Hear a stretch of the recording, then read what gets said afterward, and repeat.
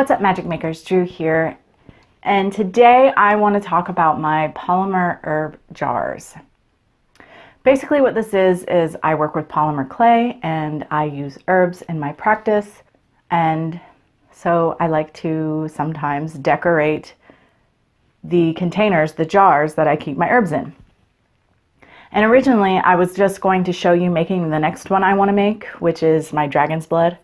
I want to make a dragon wrapping around the container, and I thought that would be cool to share. But the more I thought about it, the more I thought that I actually wanted to show you all the ones that I've already made, and then talk a little bit about the tools I work with and polymer in general, just in case any of you are interested in doing it yourself. I would like to maybe inspire and empower you to be able to do that. So that's what we're doing in this video. This is the first one I did. They are my tonka beans. And I just took some brown clay and stamped the word tonka into the clay. And then used a little ball tool to make it look like, going for this look that it's leather that's been, stamped on. And then went over the whole thing with a little bit of black, watered down black paint to give it a sort of old look. Another very simple one, I just, again, stamped the word time and then used another tool to make it look like it had been sewn on, and again, hit it up with some watered down black paint.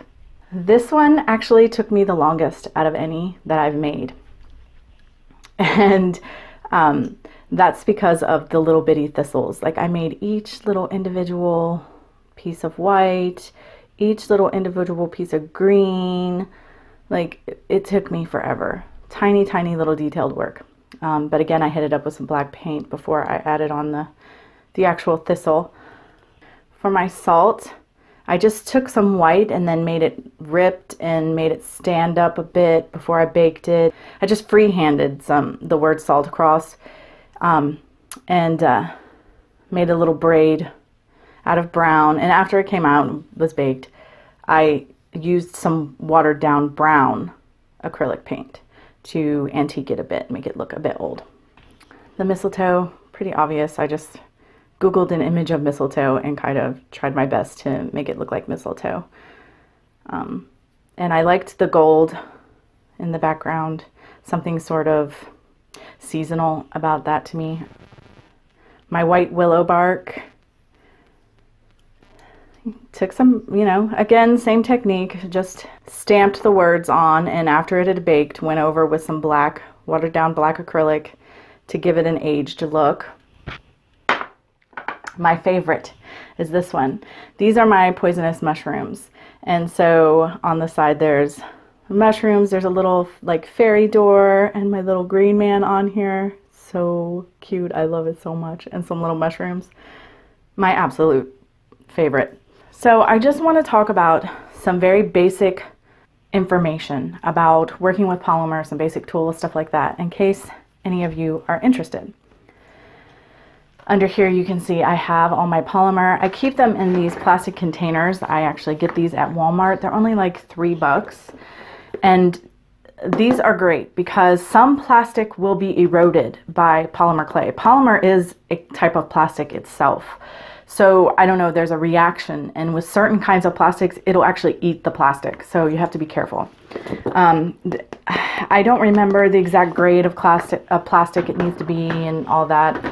I just happened upon this container, this first one, before I even realized that polymer did that.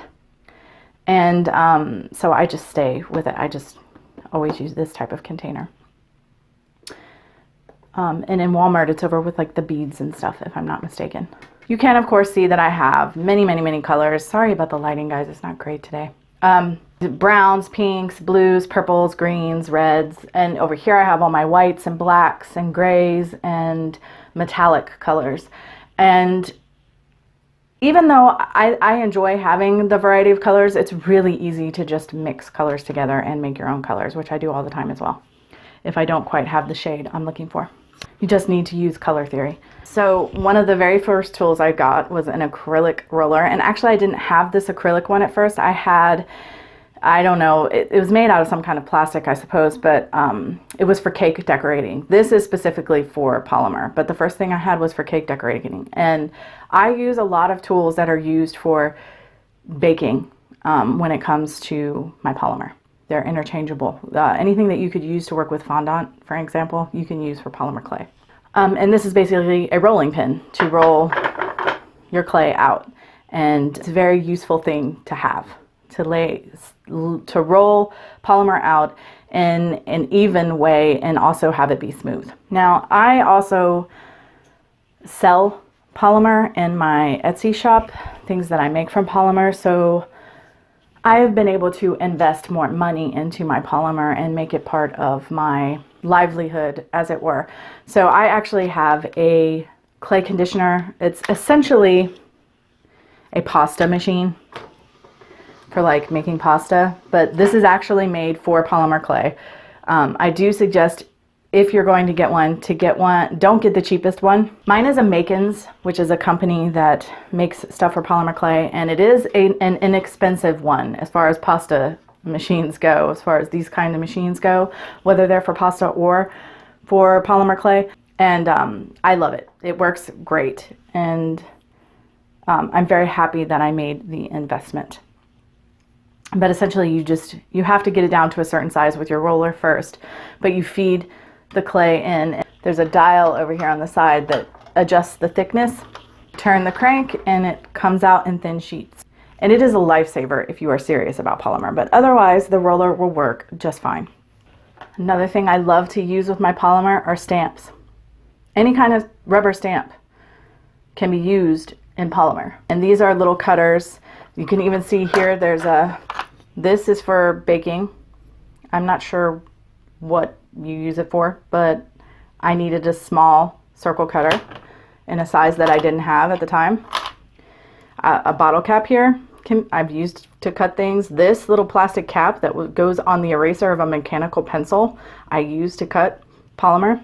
I don't need to use the little rigged pieces as much anymore for my polymer because I got this set. My husband got this for me, but it's actually for working with leather.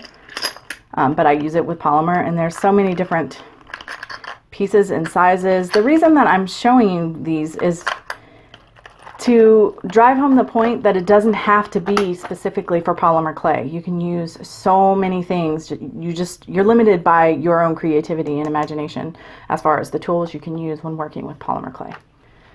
In this little secrets box, I have some tools. Okay, this is for like brushing dog's teeth or baby teeth, but you can use it to texture polymer clay. I have a straw, again, for cutting small. I don't really need it anymore, but I did before I got that hole punch set. I do still need this. If you get like a cell phone strap or anything like that, they have this little piece that connects it to the string that can be plugged into your cell phone or whatnot. This is this little piece, and it makes for a great, I like to work in miniature. So I can make very small circles in my polymer clay with this. And I just stuck it on a toothpick. Toothpicks are another thing that I use very regularly with my polymer clay. This is called a needle tool. You can buy these. Here's my small one. I did not buy them. I just took some scrap clay that was left over and stuck a safety pin in it. This is a small safety pin.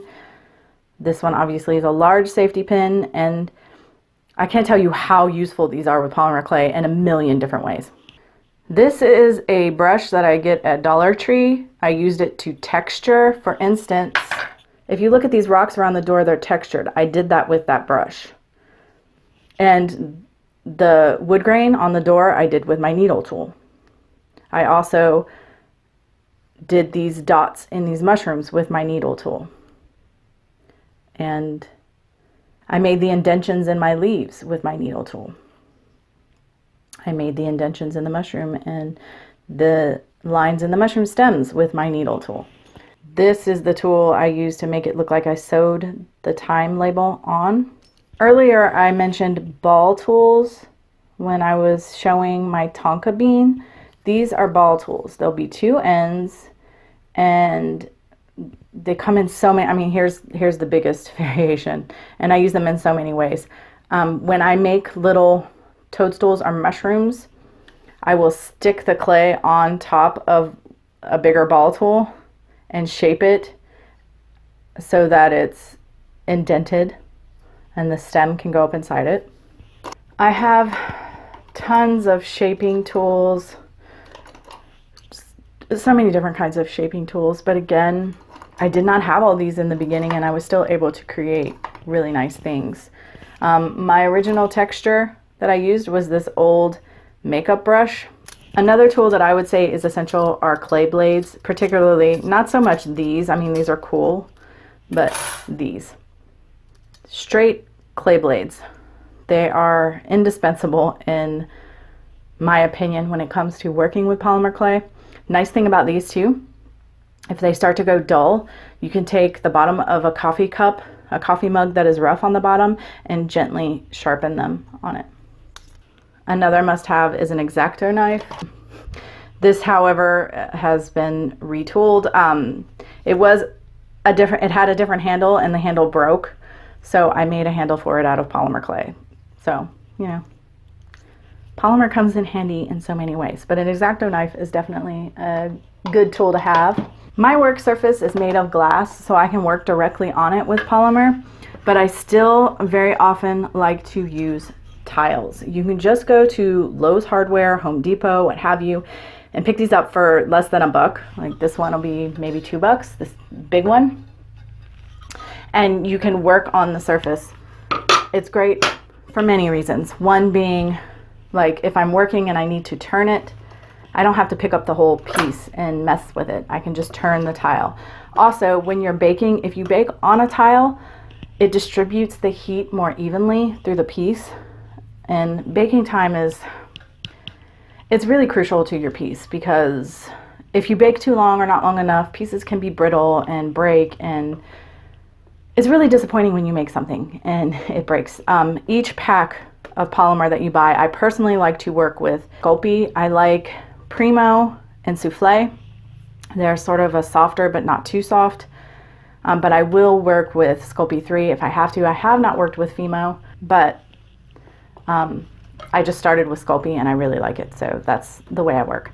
But each pack of clay has baking instructions on it, regardless of the brand that you use. If you're going to bake your polymer on tile and you want to look at the bottom, it will make it shiny.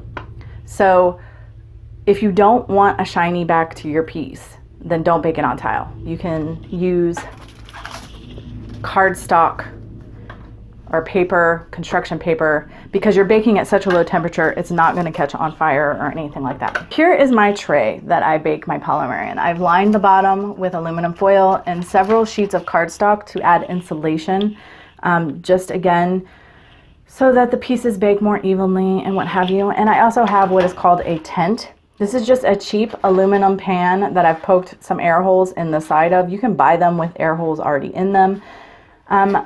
I had this one laying around when I began working with polymer, and so I just used it. I would like to get a taller one though, because sometimes my pieces are too big and I can't tent, and tenting is advised when it comes to baking polymer. You don't have to, but it will bake better. It will bake more evenly.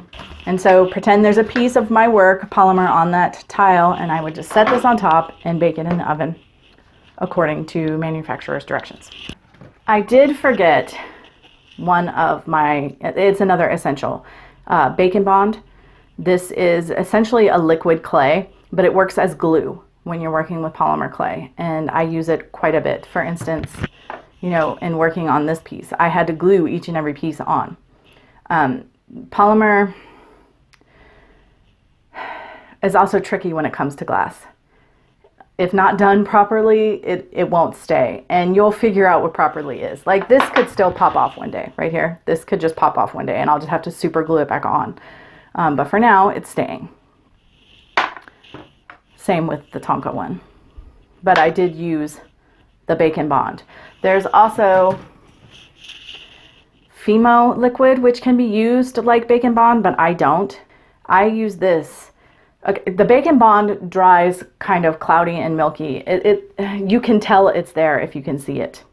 Whereas this dries clear. So I like to use this if I'm making something that has water or some kind of liquid in it. if it's supposed to be shiny like eyes or something like that, or if I want a mirror effect, whatever, like a glossy, liquidy kind of finish is what I use this for. Okay guys, we've gotten down on the floor. I want to quickly run through some other tools. In here I've got these big letters. I got these actually at the local thrift shop.